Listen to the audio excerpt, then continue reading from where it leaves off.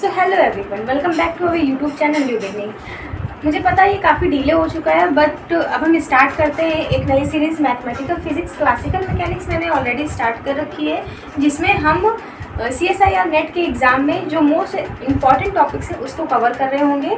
और यहाँ पे हम मैथमेटिकल फिजिक्स को स्टार्ट करने जा रहे हैं, जिसमें हम मोस्ट एक्सपेक्टेड क्वेश्चन को कवर करेंगे। मतलब कि आपका कॉम्प्लेक्स एनालिसिस, देखो मैथमेटिकल और क्लासिकल ये दोनों आपके ऐसे सब्जेक्ट हैं जो कोर सब्जेक्ट में आते हैं और जो काफ़ी ज़्यादा वेटेज रखते हैं आपके CSIR नेट में।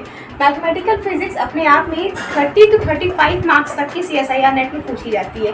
अब इसके क्वेश्चन बहुत ज़्यादा हार्ड नहीं होते हैं, बट ये है ना बहुत कोर सब्जेक्ट, इसका सिलेबस इतना ज़्यादा बड़ा है जिसे बहुत ज़्यादा याद रख पाना मुश्किल हो जाता है। तो हम क्वेश्चन के थ्रू प्रैक्टिस करते जाएंगे और कॉन्सेप्ट को समझते जाएंगे। पहले हम कॉन्सेप्ट को समझ लेंगे कि किसी टाइप का हमें क्वेश्चन दिखेगा तो हम उस तरीके से डील कैसे करेंगे। समटाइम्स प्रॉब्लम ये होती है कि हमें क्वेश्चन का सोल्यूशन आ रहा होता है, बट अप्रोच नहीं पता होती कि हम किस तरीके से उसे करेंगे।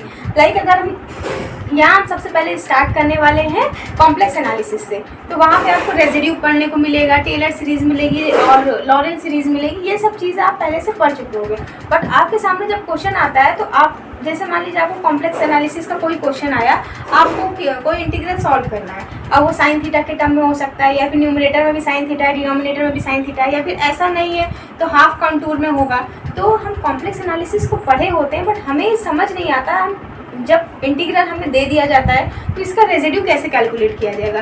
कब हम साइन थीटा वाले टर्म को z प्लस आयोटा 1/z ऐसा कुछ टर्म करके पुट किया जाता है, तो कब वो चीज़ों से डील करते हैं। तो ये सब कुछ चीज़ें हैं जो हमारे माइंड में जब तक क्लियर नहीं होंगी हम क्वेश्चन को सॉल्व नहीं कर पाएंगे। क्योंकि कॉम्प्लेक्स एनालिसिस जब हम पढ़ेंगे तो इसमें भी इंटीग्रल को जब सॉल्व करेंगे तो काफ़ी स्टैंडर्ड नोटेशन के साथ आपको इंटीग्रल सॉल्व करने को दिया जाता है। ये नहीं कि बहुत ईजी सा आपको दे दिया है जिससे आप टेलर सीरीज से आप उसका रेजिड्यू निकाल ले रहे हो, या लॉरेंस सीरीज से आप उसका रेजिड्यू निकाल ले रहे हो। समटाइम्स इंटीग्रल्स काफ़ी डिफ़िकल्ट होते हैं। डिफ़िकल्ट इट डजेंट मीन कि वो लेंदी होते हैं, डिफ़िकल्ट मीन्स वो आपके ट्रिकी होते हैं, जहाँ पे आप कोई पर्टिकुलर सब्स्टिट्यूशन से ही आप उसका रेजिड्यू फाइंड आउट कर सकते हो।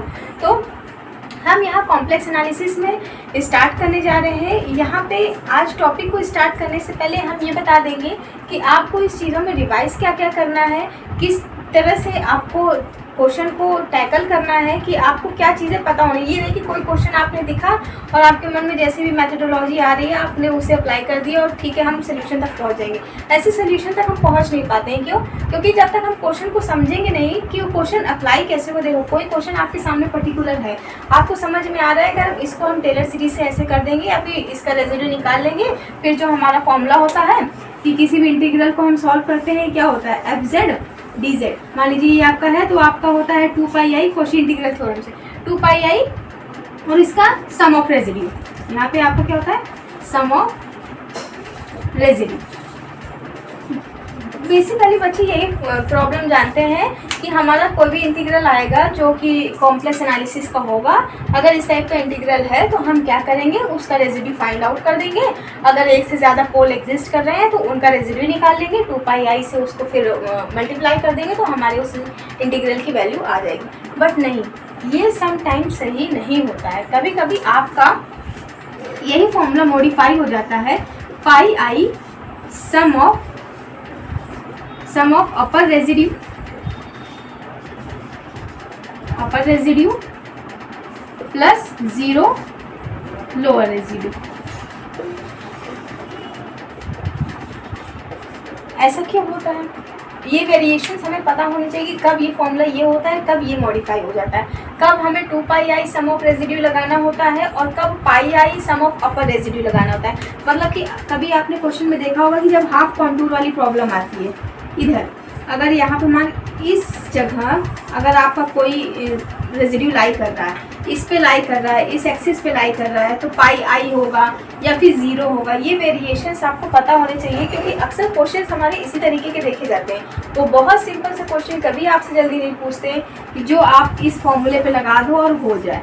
हो सकता है क्वेश्चन इस तरीके से भी आ सकते हैं, लेकिन फिर वहाँ पे ट्रिकी होगा आपका रेजिड्यू फाइंड आउट करना। रेजिड्यू फाइंड आउट करने के भी काफ़ी रूल्स होते हैं। मतलब समटाइम्स रेजिड्यू डायरेक्ट नहीं आता, क्योंकि रेजिड्यू की हम कैसे जानते हैं, हम रेजिड्यू फाइंड आउट कर सकते हैं टेलर सीरीज से। ठीक है। हम रेजिड्यू फाइंड आउट कर सकते हैं लॉरेंट सीरीज से। 1/z का कोफिशिएंट जब देखते हैं कि क्या यहाँ पे कोफिशिएंट आ रहा है, वही हमारा रेजिड्यू होता है। फिलहाल हम 1 बाय 1 बात करेंगे कि कैसे हम रेजिड्यू फाइंड आउट कर सकते हैं। यहाँ पे बस हम क्वेश्चन का पैटर्न बता रहे हैं कि किस तरीके से क्वेश्चन स्विच कर देता है एंड टाइम पे, और हम उस चीज़ों को पकड़ नहीं पाते हैं कि कहाँ पे एक्चुअली में चेंज हुआ, कहाँ पे हमारा आंसर नहीं आया। समटाइम हमारे दो ऑप्शन बहुत सेम टाइप के लग रहे होते हैं। तो एक ऑप्शन हमारे पास होता है जो सिंपल मेथड हम अप्लाई करते हैं और ये वाला ऑप्शन आ रहा होता है, लेकिन वहाँ पे जब हमें आंसर की आती है तो हमें पता चलता है ये नहीं होगा, इसका आंसर ये होगा, क्योंकि वहाँ पे लास्ट में कुछ वेरिएशन होते हैं जो चीज़ें हमें नहीं पता होती है और हम ये वाला आंसर निकाल के चले जाते हैं। तो आज की वीडियो में हम बात करेंगे कि आपको क्या छोटी छोटी चीज़ें याद रखनी है। नेक्स्ट वीडियो में हम कॉम्प्लेक्स एनालिसिस में रेजिड्यू से ही स्टार्ट करेंगे कि अलग अलग फंक्शन के रेजिड्यू आपको कैसे फाइंड आउट करने हैं। अगर सिंगल पोल है तो कैसे है, सेकेंड ऑर्डर का है तब रेजिड्यू कैसे निकालना है, nth ऑर्डर में है तब आपको रेजिड्यू कैसे कैलकुलेट करना है। इस कॉम्प्लेक्स एनालिसिस में दो ही चीज़ है आपको, अगर इंटीग्रल की वैल्यू फाइंड आउट करनी है। फर्स्ट आपका रेजिड्यू पे कमांड होना चाहिए कि किस तरीके से आप किसी भी फंक्शन का रेजिड्यू निकाल रहे हैं, और सेकेंड आपको आना चाहिए कि उस फंक्शन को देख के पहचानना आना चाहिए कि ये इंटीग्रल किस तरीके से सॉल्व होगा। लाइक अगर हमारा साइन थीटा है न्यूमरेटर में है, तो अगर यहाँ पे भी हम थोड़ा सा हिंट दे रहे हैं, अगर आपके पास ऐसा कोई फंक्शन है साइन थीटा और यहाँ पे है 5 + 3 cos थीटा, ऐसा कुछ है, ठीक है। अब यहाँ पे आपका न्यूमरेटर में भी साइन थीटा है, डिनोमिनेटर में भी साइन थीटा है, ये कैसे सॉल्व होगा। अब आप इसका रेजिड्यू बहुत इजी तरीके से नहीं निकाल सकते। इसका रेजिड्यू निकालना आपको आना चाहिए। कैसे निकलेगा इसका रेजिड्यू, इसके कुछ सब्स्टिट्यूशन होते हैं। यहाँ पे बेसिकली हम क्या करते हैं, अगर मान लीजिए डिनोमिनेटर में नहीं है, न्यूमरेटर में खाली साइन थीटा है, नीचे कुछ फंक्शंस और हैं, उस पर अभी हम नहीं जाते। न्यूमरेटर में आपका साइन थीटा है तो आप क्या करते हैं, सिंपली इसका इमेजिनरी पार्ट लेते हैं e⁻⁰ समथिंग, और उसके बाद आप उसका रेजिड्यू फाइंड आउट कर देते हैं। जब नीचे रहता है तब आपको कैसे टैकल करना है, तो हम इस सीरीज़ में ये डिफरेंट अप्रोचेस बताएंगे कि किस तरीके से क्वेश्चन को स्विच करते हैं और हमें वो चीज़ें माइंड में रखनी चाहिए। और जब हमने ये बताया कि हाफ कॉन्टूर, कभी कि मान लीजिए आपका ये कॉन्टूर है कोई, ठीक है, अब आपका जो पोल है वो आउटसाइड लाई कर रहा है, इस कॉन्टूर में आ ही नहीं रहा है, तो कोशी थ्योरम इसकी भी है कि कोशी थ्योरम के अकॉर्डिंग क्या होगा, इसका इंटीग्रल 0 हो जाएगा। जब इस कॉन्टूर के अंदर ही आपका पोल लाई करेगा तब 2πi some of the residue लगेगा, ठीक है। और अगर मान लीजिए इसके सरफेस पर है तब क्या होगा इस कॉन्टूर के, और मान लीजिए कोई ऐसा केस है कि हाफ कॉन्टूर का ले रहे हैं और यूनिट रेडियस का सर्कल ले रहे हैं, यूनिट रेडियस का सर्कल ले रहे हैं, तब कैसे हम चीज़ों को टैकल करेंगे कि हमारी अगर इस एक्सिस पे अगर आपका आ रहा है पोल तब उसका रेजिड्यू कैसे निकालेंगे, और इधर आ रहा है तब आपका रेजिड्यू कैसे निकालेंगे। तो ये डिफरेंट अप्रोचेस हम लोग बात करेंगे।